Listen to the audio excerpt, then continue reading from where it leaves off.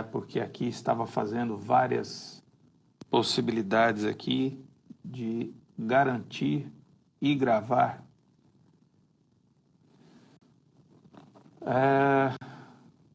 Bom dia a todos.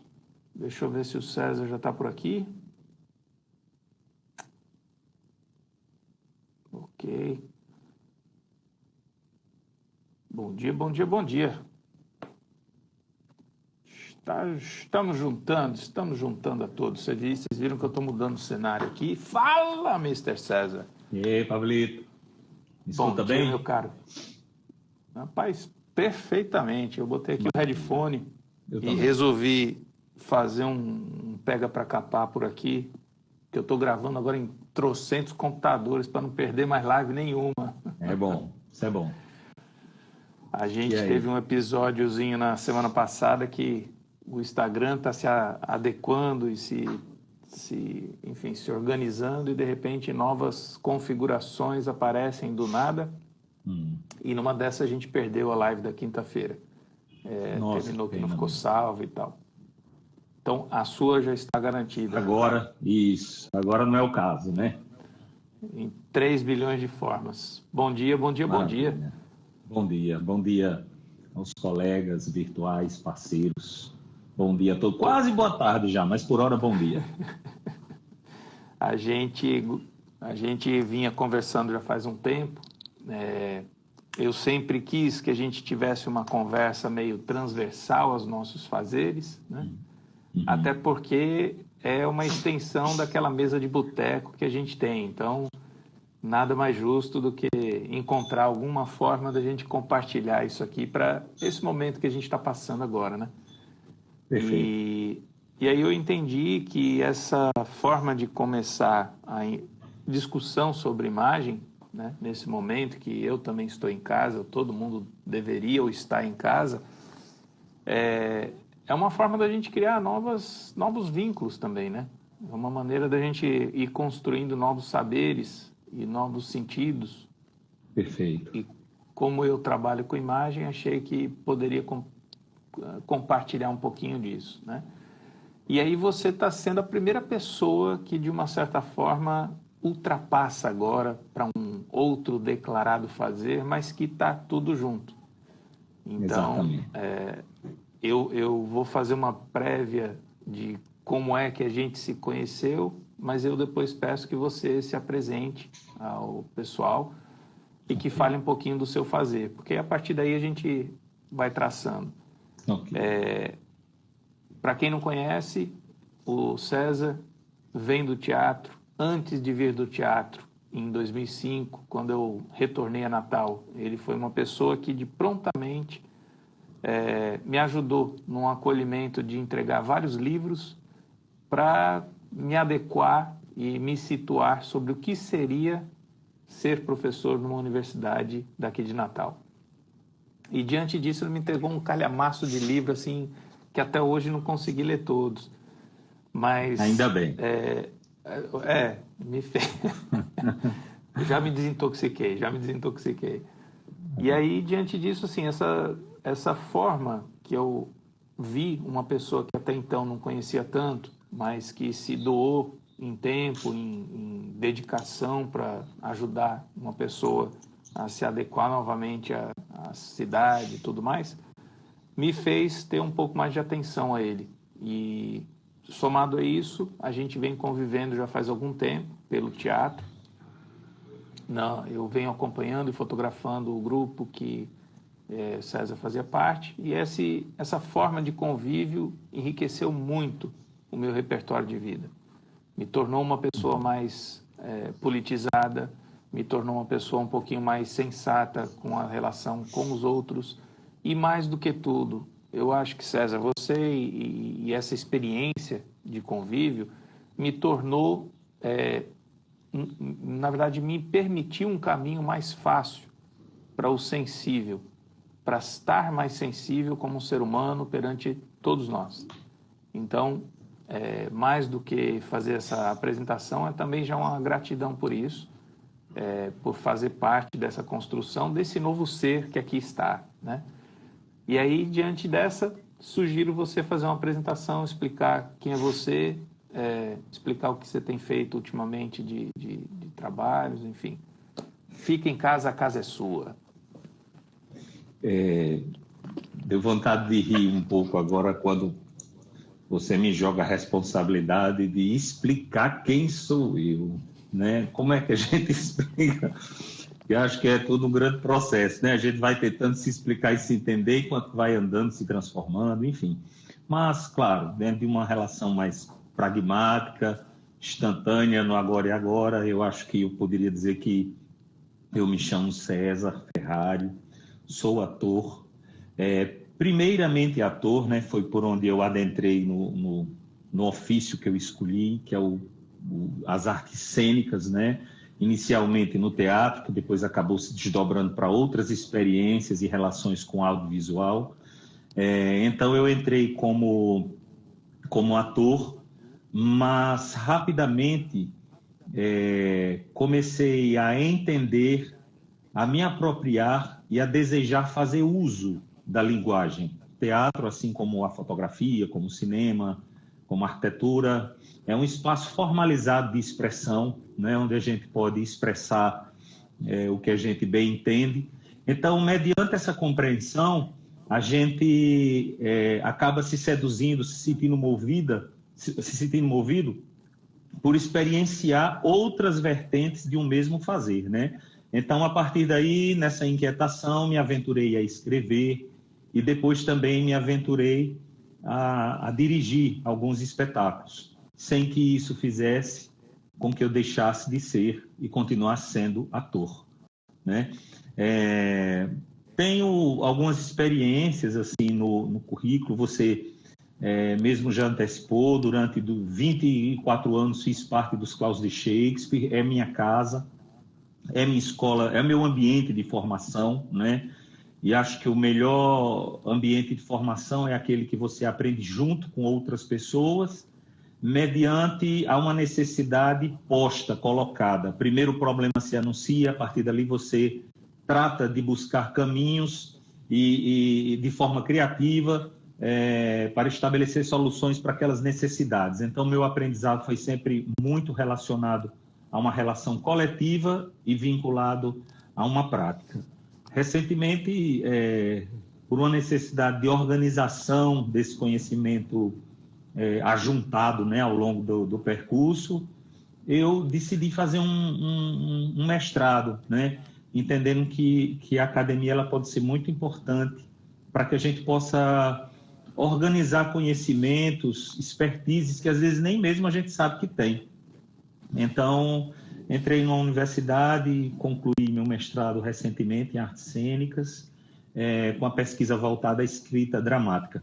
Bom, amigo, enfim, recentemente, nos últimos tempos eu tenho aprofundado e me valido muito de um vínculo com a Casa do Zoé, né, que é a produtora que nos últimos tempos tem dado muita vazão, não só às minhas inquietações, aos meus desejos artísticos, mas também de vários outros artistas que são congregados, né, a partir desse facilitador burocrático, né, que a Casa do Zoé cria condições da gente poder dar corrimento aos trâmites burocráticos sem obrigatoriamente ter que se preocupar com eles, né? Arlindo, Titina, tocam essas coisas aí. E então, atualmente, é onde eu tenho estado conectado e podendo encontrar aí um espaço de realização na Casa do Zoé. Acho, Pablito, que mais do que isso a gente vai falando ao decorrer do percurso, né? Vamos conversando Perfeito, e a gente vai perfeito. comentando mais coisas, enfim.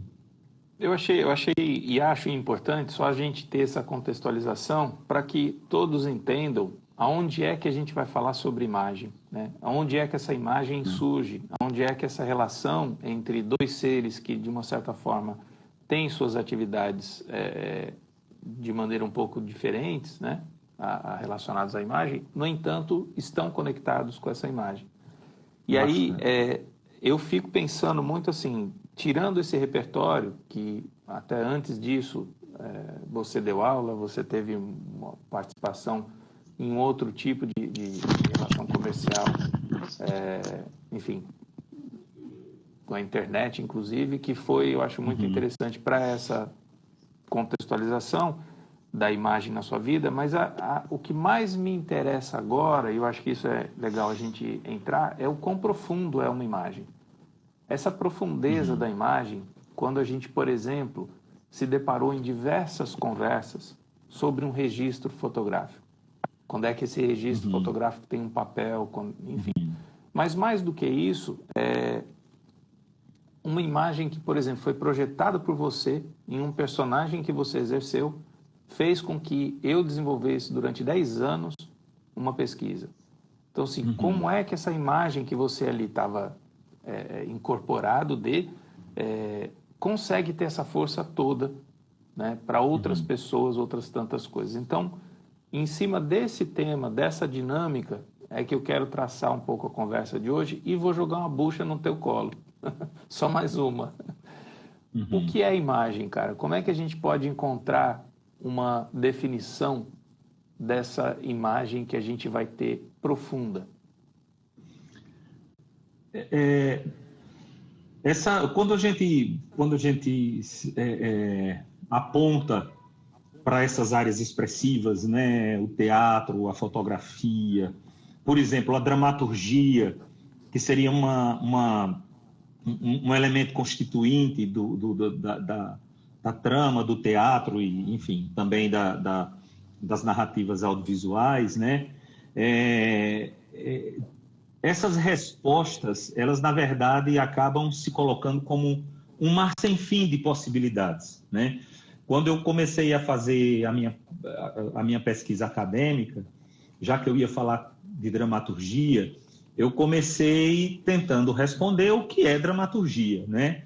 E quando cheguei mais ou menos ali por 1200, 1250, eu desisti de tentar abraçar dentro de forma explicada e conceitual o que é dramaturgia, porque eu vi que todo conceito relacionado às ações expressivas, eles vêm sofrendo alterações e mutações conforme os tempos, mediante o entendimento e o uso de cada sociedade. Então, eu comecei a entender que as definições aplicadas a contexto como esse da imagem, elas acabam tentando abraçar uma matéria muito mais inquieta e pulsante do que elas mesmas são capazes de abraçar e explicar. Eu não estou dizendo que as explicações, os conceitos não sejam importantes, porque eu acho que sem eles a gente não conseguiria estabelecer as escadas da compreensão, né? Mas eu até minimamente sabia se relacionar com a coisa em si. Mas eu comecei a entender, no caso da dramaturgia, trazendo agora para a imagem, que a melhor forma de você entender um artifício, um vetor, né? Um vetor útil ao nosso fazer artístico, é através do seu uso, é através das suas características, das suas vertentes, dos seus entendimentos, das suas cores, quando a gente tenta pegar aquela matéria e coloca em uso.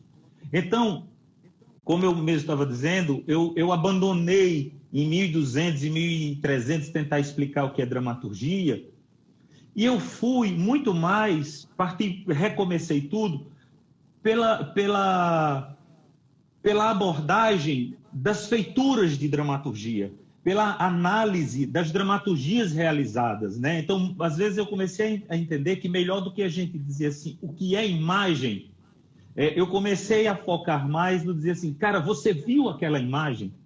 Você viu o que ela nos causa? Você viu o que aquele artista fez com aquela determinada imagem? Você viu o que ele conseguiu esclarecer, nos trazer, nos revelar, nos destruir? Você viu que aquela imagem nos destruiu a todos, por exemplo?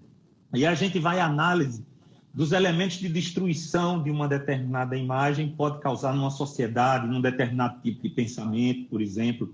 Então, Pablito, assim, eu comecei a buscar mais esses caminhos de entendimento.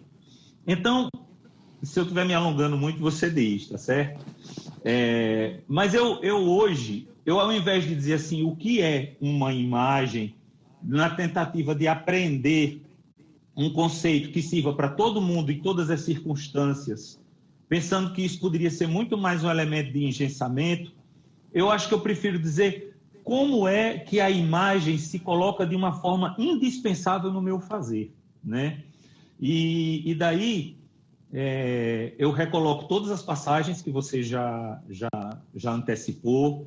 Eu tive uma passagem profissional pelo mercado publicitário. A minha formação e minha graduação é em comunicação social e publicidade e propaganda. Já trabalhei em algumas agências de Natal e depois, junto com meu ex-sócio, Flávio Rogério, a gente fundou uma empresa chamada Max Meio para só desenvolvimento web, e eu sempre fui muito vinculado à parte da arte, da direção de arte. Então, a imagem ela sempre teve presente enquanto problema, enquanto um bom problema na minha vida nessas circunstâncias.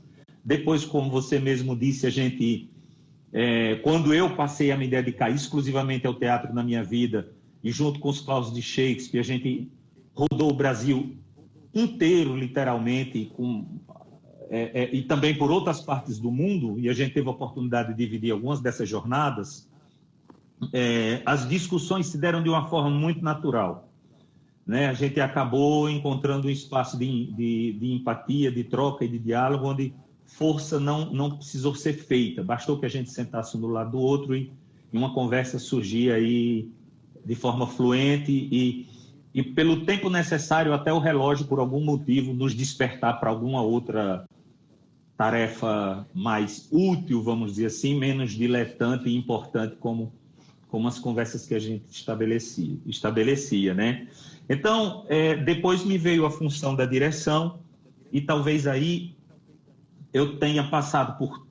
Eu sou capaz de citar 3 alicerces esclarecedores assim, na utilização que a imagem tem hoje no meu fazer, né? Um é um pensador chamado Denis Diderot, outro é o próprio Bertolt Brecht, e um terceiro seria o Eduardo Moreira, do Grupo Galpão, quando veio dirigir Muito Barulho por Quase Nada, que eu trabalhei como ator. Depois eu vou falar num quarto, que é Gabriel Vilela. E esses 3 começaram a me mostrar o teatro, uma possibilidade de organizar o teatro pela vertente da imagem. Quando você se coloca a fazer um papel ou a dirigir um espetáculo, o teatro ele trata de tantas simultaneidades, texto, fala, presença, música, pulso, ritmo, luz, figurino, cenário, que existe uma possibilidade inicial, quando você se coloca na tarefa ou de reger, ou de compor, ou de criar uma peça, ou de escrever uma peça, ou de compor uma peça como ator, enfim, um pouco desesperador, né? Você diz, para onde é que eu vou? Esse universo ele é um verdadeiro convite ao caos. E a imagem, nesse sentido, quando eu falo a imagem estática, a imagem fotográfica, a imagem plástica, me foi um caminho muito seguro e potente de organização da encenação. Eu, quando comecei a ler um texto, mediante os ditos de Diderot, de Bertolt Brecht, e um exercício que Eduardo Moreira fez com a gente, que ele nos colocava o desafio de organizar toda a cena a partir de uma imagem estática, sem ninguém falar, sem ninguém se mexer, né? A gente organizava plasticamente aquela cena e aquela cena precisaria contar, se não em presença, pelo menos de forma potencial, tudo aquilo que estava escrito naquele instante narrativo. Isso foi uma síntese para mim muito esclarecedora, muito organizadora, que aí o quarto elemento, que é Gabriel Vilela, começou a linkar esse artifício, esses instantes, com as artes plásticas, né? Ele começou a me mostrar grandes pintores da história e como eles são geniais em resumir todo o universo, toda uma forma de pensar em uma única imagem, né? E a partir daí, sobretudo o meu trabalho de direção, eu caminho nessa vertente.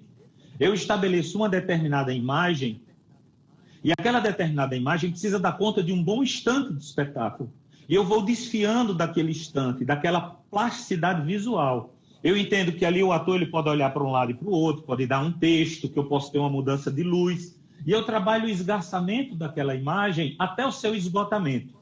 Quando ela se esgotou e não tem mais a oferecer, seja por se deparar com a relação de monotonia, seja pelo esgotamento de explicação do que ela tem a nos revelar, eu troco para um outro quadro, né?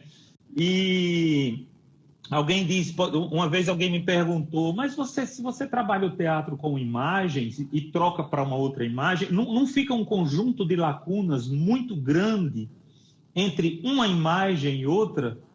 E eu entendi que aí é onde se coloca a verdadeira mágica do artifício, porque são nessas lacunas onde você abre espaço para que o espectador possa utilizar o elemento primeiro e o motivo de tudo, que seria a imaginação, né? Entre um pixel e outro, entre um quadro e outro, ele precisa juntar esses dois elementos, e é quando ele tira a bunda da cadeira e se coloca de forma ativa, construtiva, na relação artística, na relação expressiva, sem obrigatoriamente precisar pensar igual o colega que está sentado do lado. É nesse instante que ele preenche essas lacunas entre um quadro e outro, colocado no teatro que eu enseno, onde esse teatro começa a agir de forma particular, única, dentro de cada indivíduo espectador que está ali. Para não me estender mais e a gente poder minimamente transformar isso aqui num diálogo, essa é uma das vertentes, essa é uma das percepções, é uma das utilizações que a imagem hoje tem no meu fazer. Mas é claro que eu poderia estabelecer aqui uma série de outros desdobramentos e discussões. Para abrirmos conversa, escolhi essa. Não, acho fantástico. Tem algumas coisas que eu já anotei aqui, já olhei, e acho que isso que você acaba de relacionar com a lacuna é impressionante, como tem uma ligação direta com como construir, por exemplo, um livro, uma narrativa visual de diversas imagens em um livro de fotografia sem texto. Então, assim, essas preocupações que você tem quando você fala do teatro, da cena e da imagem que essa cena tem como forma, é a mesma maneira como a gente tem que pensar numa construção dessa narrativa para um livro, por exemplo. Página por página, né? E é tão interessante como a gente está falando da mesma coisa para a mesma coisa, para o indivíduo que é o espectador, para ele criar um espaço dele, ser ele, imaginando tudo, né? Essa cola é fantástica. Eu achei bárbaro, isso é uma coisa que eu acho tem uma ligação fantástica, eu nunca tinha parado para refletir sobre isso. E uma outra coisa que eu acho que é muito forte, César, muito forte mesmo, e aprendi muito com vocês nesse sentido, é quando você traz o papel do coletivo para dentro de um processo de se constituir, né? E a outra prática, que eu acho que você é um defensor grande e bom de que a prática tem um espaço rico no aprendizado, sim, né?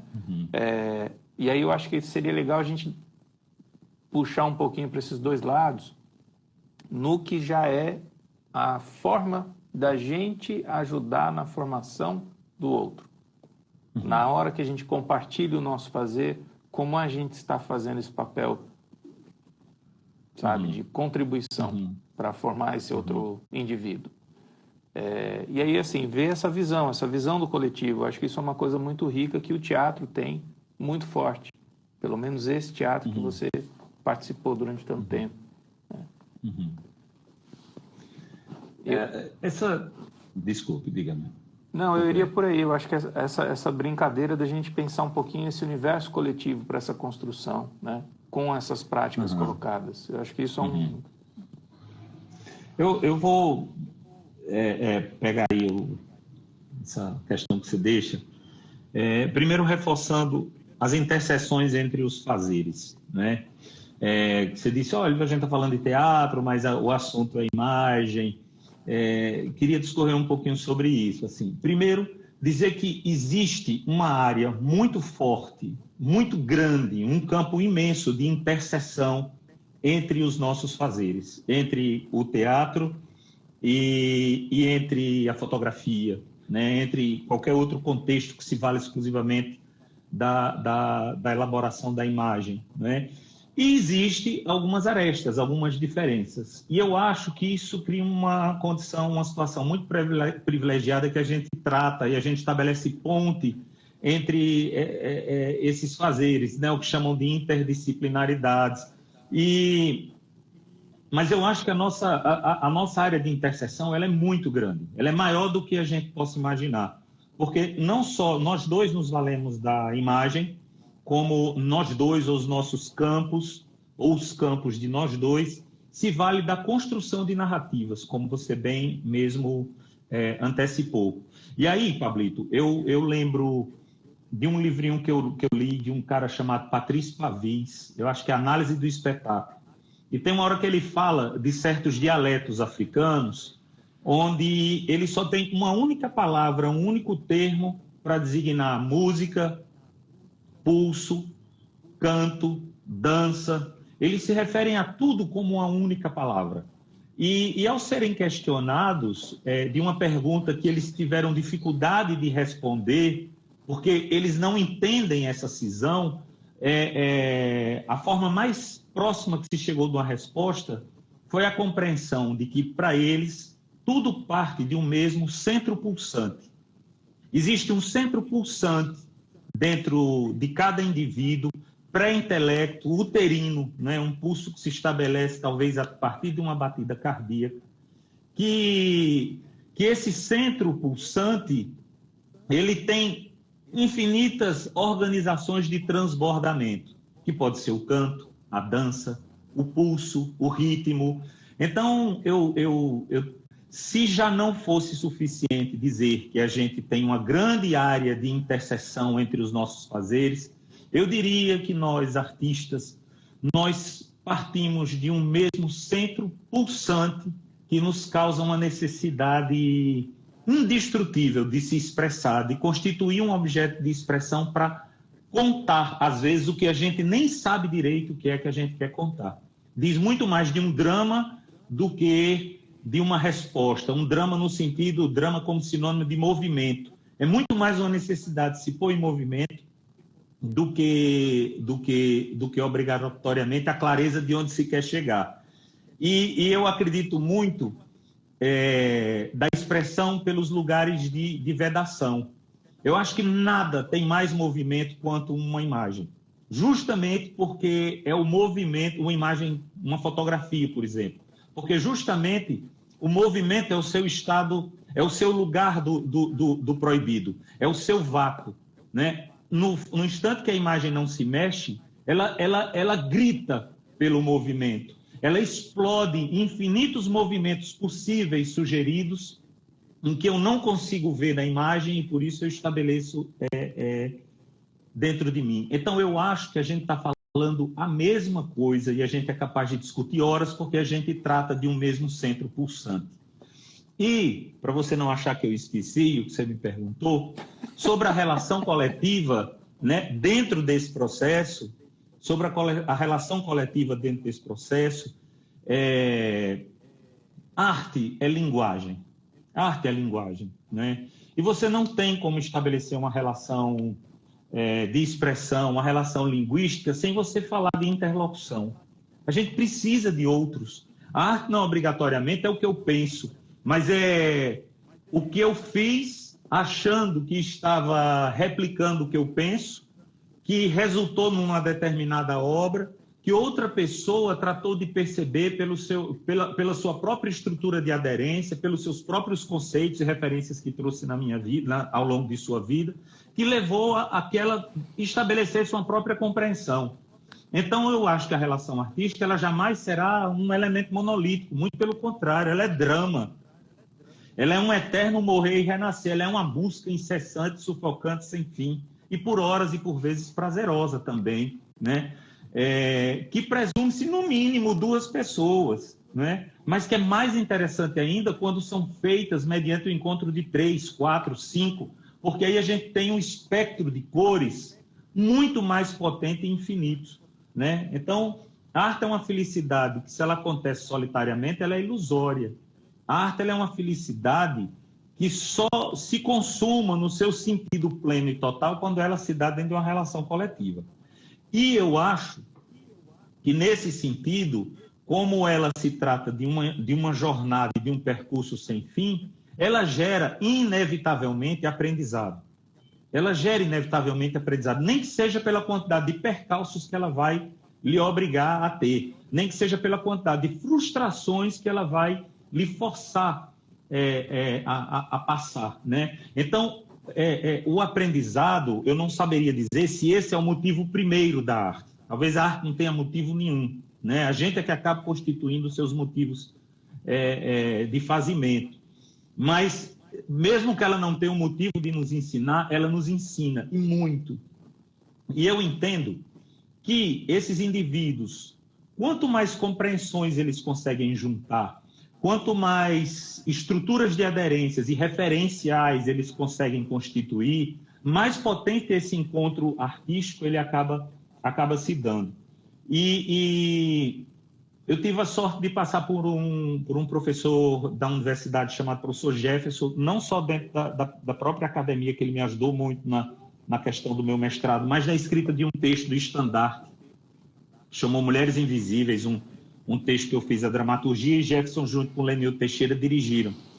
E ele me passou um livro uma vez que se chamava Pedagogia Profana, de um espanhol chamado Jorge Larossa. E esse texto foi incrível, porque esse livro foi incrível porque ele me levou a incorporar no meu processo de aprendizado um elemento fundamental que nenhum outro círculo, vamos dizer assim, oficial de ensino eu consegui ter. Não pelo viés oficial, que seria a vertente da desobediência. A desobediência é um princípio inseparável do aprendizado, do aprendizado e do amadurecimento que visa a emancipação do indivíduo. Eu, para me colocar dentro de um processo artístico de forma potente, de forma criativa, eu não posso só obedecer, senão vou ser um funcionário. E a arte, a criação, ela quase que clama por um ato, às vezes, quando não de violência e morte, talvez de sarcasmo, de comédia, mas no mínimo destrutivo se observada a ordem posta. A arte, ela pede um acorde dissonante em algum instante, ela pede que a gente dissolua, destrua, que a gente elimine as bases de algum valor posto. Então, a desobediência, ela precisa estar atrelada com um processo criativo. Essa aí é que é a arte. Como eu desobedeço, né, sem quebrar os meus laços? Como eu me coloco de forma provocadora, de forma reorganizadora, sem obrigatoriamente estar sempre buscando agir num sentido de obediência e conformidade, né? Eu acho que aí a gente começa a discutir espaços de constituição social que a gente está precisando muito nos últimos tempos, né? A gente está precisando muito desses espaços onde a gente não seja nem obrigatoriamente obediente e replicador de um pensamento posto de forma vertical, onde a gente não seja obrigatoriamente alguém que vai chegar e matar o colega e destruir completamente o colega, porque seria algo tão sem sentido quanto, né? O colega, ou pelo menos o indivíduo que ocupa o mesmo espaço, se a gente não quer chamar de colega. Então, amigo, eu acho que a importância de você ter uma massa produtiva, muito ou bem encorpada, né? Capaz de produzir, vamos dizer assim, narrativas e outros elementos expressivos contundentes, passa obrigatoriamente por uma sofisticação nas nossas relações de convívio. Essas coisas são indissociáveis. E essa relação de convívio, ela não pode acontecer sem uma relação de aprendizado, sem uma relação de amadurecimento, sem uma relação de crescimento intelectual e também espiritual. Falei muito, né? Você vai pensar 2 vezes, eu acho, antes de fazer outra pergunta. Rapaz, eu falo muito. Essa é a hora que a gente olha assim e fala, não, vamos deixar o pessoal fazer algumas interações. Mas não, cara, o que eu ia, assim, na verdade, sim, não, sim. Eu acho que o que eu ia fazer de provocação é o que você já deu agora no final. É a gente olhar agora nesse nosso entorno que está posto, nessa nossa dinâmica que está colocada e pensar um pouquinho, né, como são essas transformações que a gente quer. Uhum. Que caráter desse coletivo a gente quer? O que a gente quer pôr, de fato, em prática, né? Eu iria por aí, mas eu acho que você já deu assim, um desenho claro. Eu defendo e acho que a ideia da gente sempre olhar para a educação é muito importante. Acho que também é muito importante a gente olhar para o nosso lado sensível de um indivíduo e de todos os indivíduos, né? E, cara, eu acredito na arte. A arte me transformou e vem me transformando, sabe? Uma coisa que era atender o mercado com certas dinâmicas, eu me desvinculei e, de repente, pum, abriu tudo. É difícil? É muito difícil, porque a gente não tem a mesma relação de reconhecimento quando se trata de, enfim, principalmente dinheiro, né? E aí você tem conta para pagar e etc, etc. Então, não é uma decisão fácil. Mas eu não volto. Eu não vou voltar. Sim. Esse caminho não tem volta.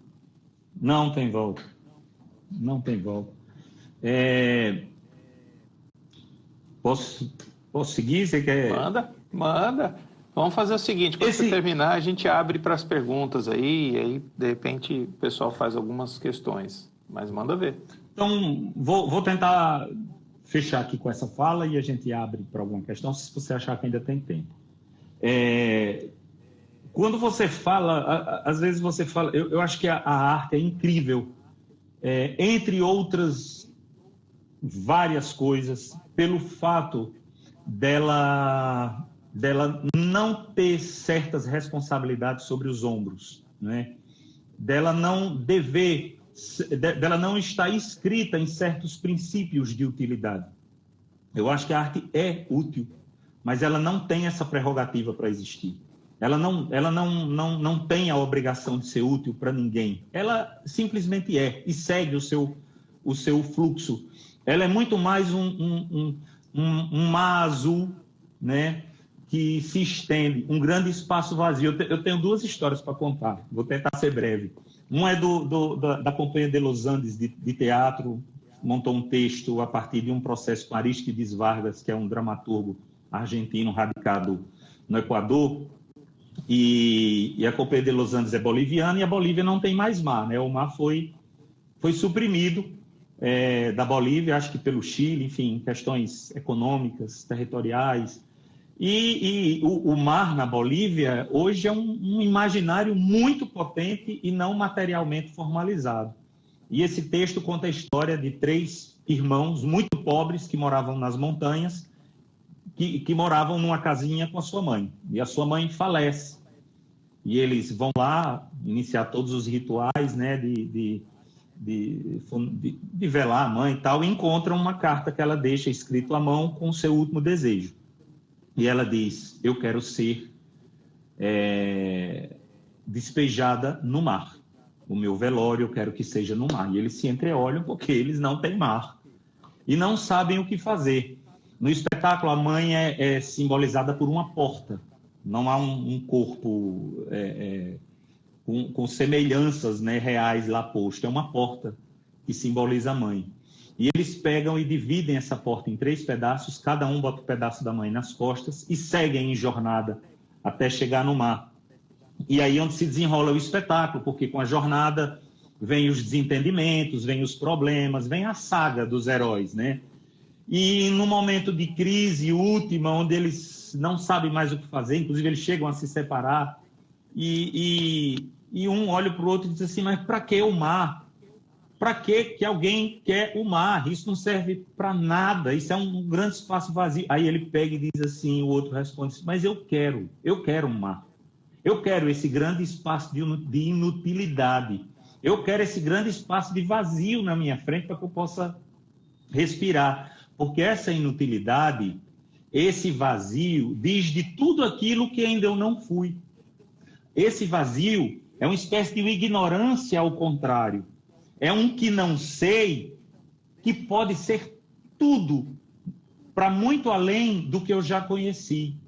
O mar é a minha última esperança de liberdade, ele diz isso. Então, a arte, para mim, se coloca no mesmo contexto. Ela é a nossa última esperança de liberdade, embora ela seja esse espaço indefinido, por vezes inútil. O fato dela ser um papel em branco é justamente a possibilidade da gente se escrever da forma como a gente ainda não foi. Muito maior. A arte diz de todos os espaços do possível, né? E se não fosse a arte, tudo estaria praticamente já definido e determinado. O privilégio do sonho, talvez, fosse algo muito mais bicolor ou sem graça do que é de fato, né? Que, enfim, diz de uma libertação espiritual, né? Eu falei em duas histórias, né? Mas eu fiquei constrangido. Vamos ficar com essa, porque senão vamos ocupar muito espaço. Enfim, vamos devagarinho, né? Mas então, assim, para arrematar assim, a última história, o que eu quero dizer é o seguinte, é que quando você vê o mar, você tem vontade de construir um barco. A gente não sabe onde vai chegar, entendeu? Primeiro se dá o desejo de ir. Eu quero ir. Mas o que é que você quer? Não sei, eu quero algo diferente. Eu quero descobrir o que é que tem do outro lado do mar. Eu quero descobrir se eu vou encontrar um território ou se eu vou cair na esquina do mundo, né? O mundo era plano até 1500. Quem entrava num barco tinha um risco seríssimo de cair na esquina da Terra, né? Mas, ainda assim, muita gente entrou num barco e foi para ver. E aí se descobriu que não tinha. Mas não é assim, esse descobrir que não tinha, só se descobriu depois que foi, entendeu? Eu vou falar um pouco mais. Eu acho que, para mim, os mitos, as narrativas, elas são verdades abertas. Elas nos trazem verdades, não por um sentido literal, mas pelo que elas simbolizam. E existe um mito primordial muito disseminado no cristianismo, que é o do paraíso, né? E não sei se eu já lhe contei essa história pelo meu ver, que é a mesma história que todo mundo conhece, mas o meu entendimento é distinto, porque dizem que lá estava Adão e Eva, né? No paraíso, tudo era perfeito, era de um verde, enfim, afrontoso, né? De tão verde e próspero que era aquilo. E eles viviam ali muito tranquilamente, tinham tudo que precisavam. Aí chega um determinado alguém no centro desse verde absoluto e coloca um pontinho vermelho. Eu acho que se eu tivesse esse paraíso e alguém chegasse e colocasse um ponto vermelho, eu olhava para quem quer que estivesse comigo e fazia: o que é isso que grita no meio dessa... Aí, não sei, vamos perguntar. Deus, um ponto vermelho que surgiu aqui, o que se trata? Aí ele diz: é uma fruta. É uma fruta, que interessante. Mas o que é uma fruta? Uma fruta é para se comer. Sim. E como é que é ela como é que é comer uma fruta? Aí ele diz: é doce, é saboroso, é bom comer. A fruta é a síntese, né, da árvore inteira. É esse fruto vermelho que ela bota. Então vou lá dar uma bocanhadinha, vou dar uma experimentada. Ele: não pode. Mas não, a fruta é gostosa. Não pode. Então, esse Senhor, que é onisciente, onipresente, onipotente, olha no relógio, dá 2 assovios e vira as costas e deixa os 2 lá com Existe um distúrbio posto. Existe uma necessidade de abocanhar, de saber o que é cravar os dentes naquele elemento. Existe uma ação em potencial não realizada que eu não vou mais dormir com esse fruto no meu paraíso. Eu preciso destruir essa porra toda, eu preciso saber o que danado é que tem ali dentro, eu preciso como é que é morder. Então eu acho que na hora que alguém vai lá e ainda que simbolicamente crava os dentes naquela maçã, está fundada a humanidade. Esse é o nosso princípio. Nós somos muito mais filhos da curiosidade do que da divindade. Nós somos seres que estão na sua natureza um pulso que os coloca em movimento a todo tempo, respirando, se mexendo, senão eles regressam à situação de morte, né? Então, não tem, Pablito, não tem como a gente não destruir o paraíso para saber o que é que tem do outro lado do paraíso. A gente precisa conhecer. E eu acho que a arte, ela cumpre essa função. A arte, ela destrói nossas verdades, verdades que, na maioria das vezes, constituem o nosso paraíso. Quebrar o nosso paraíso é um ato de coragem, é um ato de fundar a própria humanidade, o próprio ser, a própria pessoa. E saber o que é que tem além daquilo ali. Saber se atrás das paredes do paraíso, saber se tem alguém que está passando fome, saber se tem alguém que está precisando de ajuda. Ah, mas eu estou bem aqui. Sim, eu estou bem aqui, mas será que é o universo inteiro? Será que alguém não precisa da minha ajuda? Será que não tem alguém desfavorável nessa condição confortável? Né? A gente precisa conhecer, a gente precisa tacar os dentes nessa maçã, nem que isso possa nos levar a botar em risco as verdades que nos davam conforto e segurança. Enfim, amigo, era isso, eu acho. Ah, já é muito intenso, né? É muito intenso. Eu acho que suas falas, elas são... não é de hoje que elas têm um pouco dessa força. Eu acho que você é uma figura que consegue acumular essas intensidades em muitas formas. E, cara, eu acho que a gente deixa para a turma interagir, porque depois de um recado desse, não tem mais outro, não. Vai se mexer, vamos embora. Né? Perfeito. Estou à disposição aqui. A gente está aqui às 12h36, a gente começou às 11 e pouquinho, não sei. Eu vou sugerir que a gente abra um pouquinho a interação com os outros. Diante desse tempo que a gente tem também, queria muitíssimo agradecer, porque eu acho que essa construção desse conhecimento está sendo feito pelo Círculo da Imagem e a gente está conseguindo deixar isso no YouTube.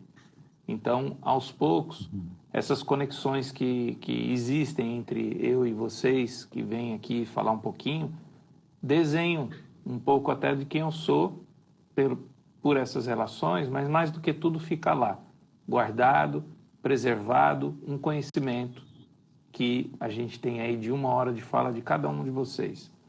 Então, fico muito honrado por você poder contribuir com essa construção e permitir que muitas outras pessoas possam entender isso, que eu acho que esse é o objetivo primário, né? A gente dissipar tudo que a gente consegue nesse momento que estamos precisando disso. Enfim, queria abrir agora para a turma, não sei o que você acha, se tem alguma dúvida, tem também alguma coisa, e conforme as dúvidas forem chegando, eu vou fixando aqui embaixo no rodapé, para a gente justamente ir respondendo. Tem uma primeira pergunta aqui sobre pouco sobre teatralidade nos grupos teatrais, né? Aí solta, vamos embora. Se por acaso chegar no limite, acho que a gente pode estender mais um pouquinho para uma segunda transmissão, só para responder as perguntas. O que você acha, Rola? Pode ser, sei que você está para obedecer, rapaz. Bom, eu acho que perguntar o que é que eu acho da teatralidade nos grupos teatrais, é uma daquelas perguntas assim que não tem uma resposta única, menos ainda definitiva, né? Então, acho que a gente pode, de uma forma honesta, tecer comentários, falar de experiências, algumas visões particulares, que talvez possa fazer com que a gente caminhe para um todo, para a constituição de um panorama. Eu acho que os grupos de teatro, eles são, ao meu ver, assim, uma formação, eles dizem de uma organização formal, no fazer teatral, que são indispensáveis, porque é impossível você constituir um grupo sem que também você não se dê ao exercício da construção coletiva, né? É diferente você entrar num elenco onde você tem um papel já definido, onde você já tem as falas escritas, você tem horário para chegar, você tem horário para apresentar, horário para sair. O grupo, ele tem, entre outras coisas, a responsabilidade de criar os espaços da própria existência, do próprio ser, ou dos próprios seres que o constituem, né? Então, isso dá um espaço de experimentalidade, de experimento para a matéria teatral inigualável. Num grupo de teatro, você tem espaços de pesquisar o material expressivo como em nenhum outro tipo de teatro. Isso, sem dúvida, favorece a teatralidade. E no caso do Brasil, existe um fato histórico que é muito organizador da forma como os grupos de teatro tendem a se manter e se aglutinar, né? Claro, levando em conta todas as idiosincrasias que a gente possa encontrar por aí, porque cada grupo também, na sua liberdade de se autoconstituir, né, pode se configurar e se dizer com variações ou de formas como achar melhor. Mas Eugênio Barba, quando passou no Brasil, acho que há umas 3, 4 décadas atrás, e teve alguns encontros bem contundentes com alguns grupos de teatro que vieram constituir o panorama do teatro, ou da história do teatro brasileiro, nesse contexto de teatro de grupo, entre o Grupo Galpão, o próprio Lume, enfim. Eugênio Barba pautou para esses coletivos sua organização a partir da arte do ator, né? A gente teve, na década de 80, 90, é a década do encenador, a década do dramaturgo, o teatro na França, no século passado, se organizava a partir do texto, era o teatro textocêntrico. Então, você tem teatro que se organiza a partir do texto, teatro que se organiza a partir do encenador, mas esses grupos, eles começaram a se organizar na observação da arte do ator. Então, isso alargou bastante o trabalho do ator, não só como lugar de pesquisa, lugar de entendimento, mas lugar de expressão.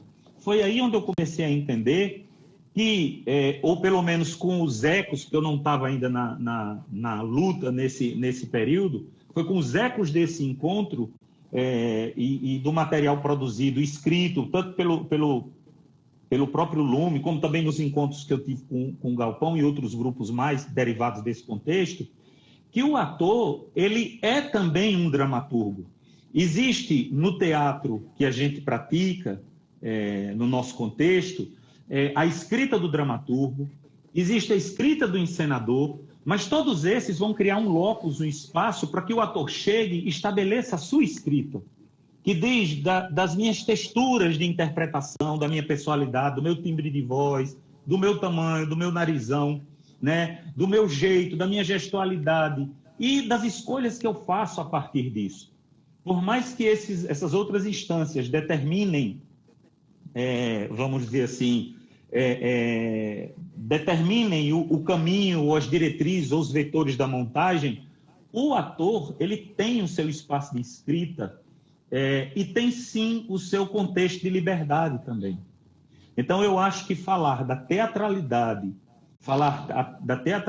no teatro de grupo, a gente conta com essas características. Eu acho que é um espaço de libertação para o trabalho de ator, sobretudo, é um espaço de pesquisa e de entendimento do trabalho de ator. São circunstâncias que dificilmente conseguiríamos sem o pensamento mais imperante no teatro de grupo, no nosso contexto.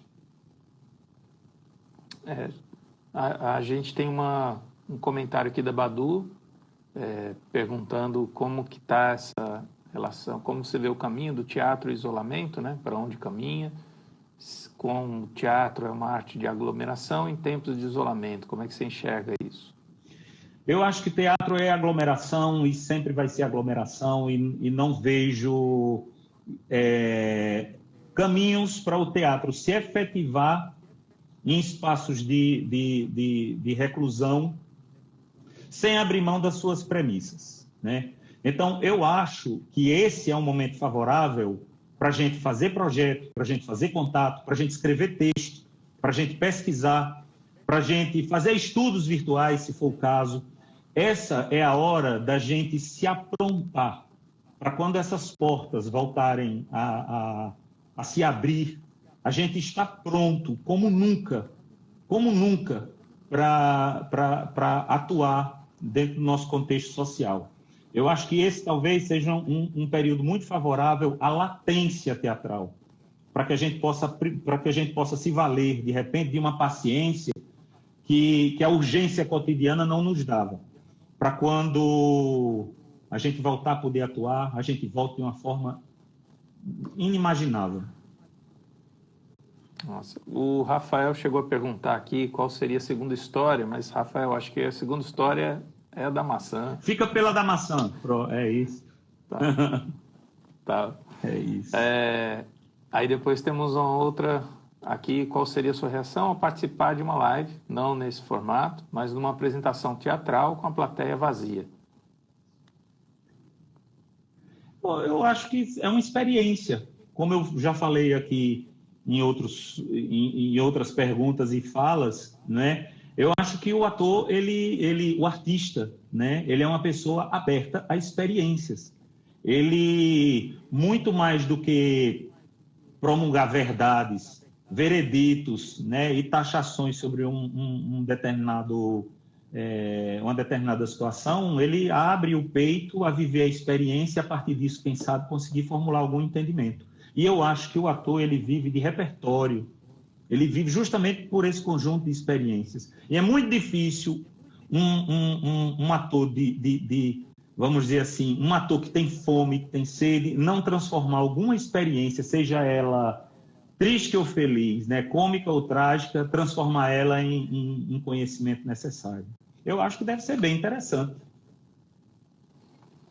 Muito bom, cara, muito bom. Eu espero que a gente consiga, depois de todo esse momento que a gente está cada um vivendo esse processo todo da sua forma, enfim, que a gente consiga sair dessa com essas conexões diferentes, né? Com essas possibilidades que a gente está meio que descobrindo aqui nesse momento, dessas conversas, de outras tantas que estão surgindo, como conviver com tamanho conteúdo que está sendo criado e construído, né? Eu acho que isso é importante. Muito bem, minha gente, estamos de volta. A situação de salvar e botar no IGTV e sei lá o que demora um pouquinho, dá um trabalho aqui, porque tem que ficar digitando o tema, enfim, termina que é mais demorado do que das últimas vezes. Mas vamos voltar aqui, ele deve estar entrando. E aí a gente encerra. Não deu nem chance do encerramento. Muito bom, muito bom, muito bom.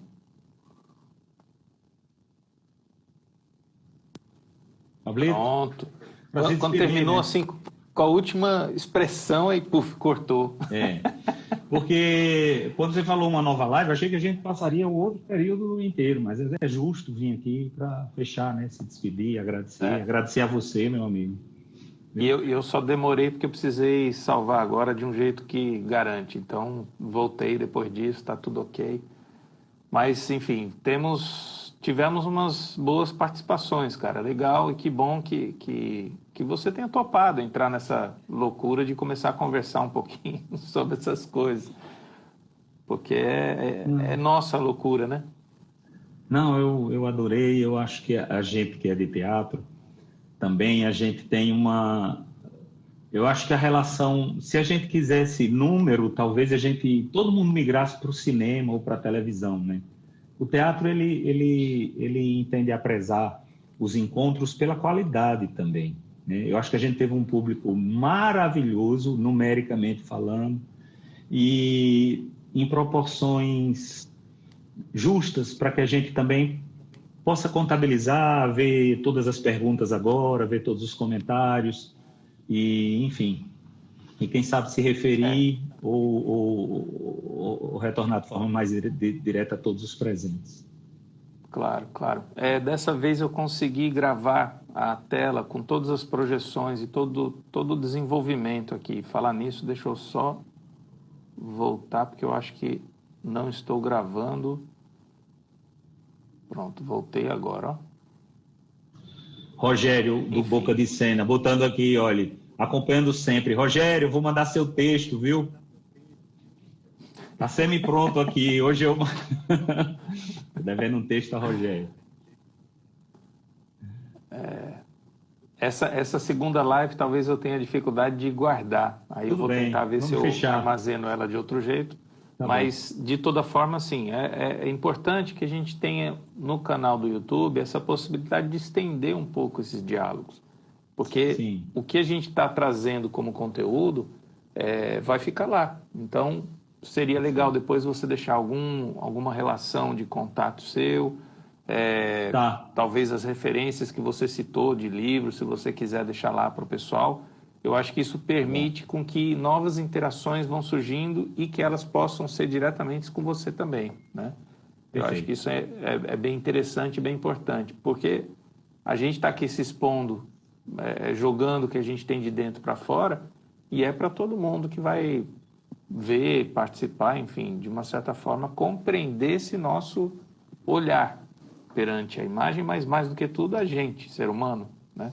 Perfeito, Fábio.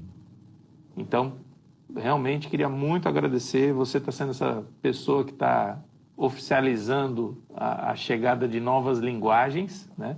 Mas que, assim como todos, somos e estamos aqui juntos, né? Eu Então, lhe agradeço, amigo, imensamente. É uma oportunidade incrível.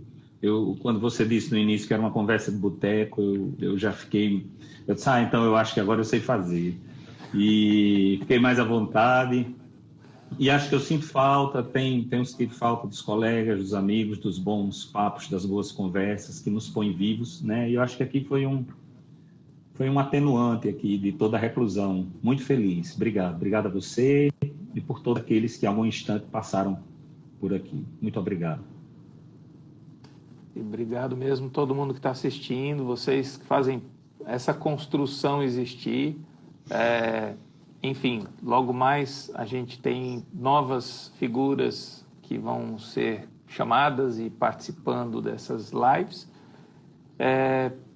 Vamos ficando por aqui, então. Alguém tem mais alguma pergunta? Alguém tem algum comentário? Essa é uma oportunidade que vocês vão ter daqui a alguns minutos. Vamos voltar para preparar almoço e dinâmicas domiciliares.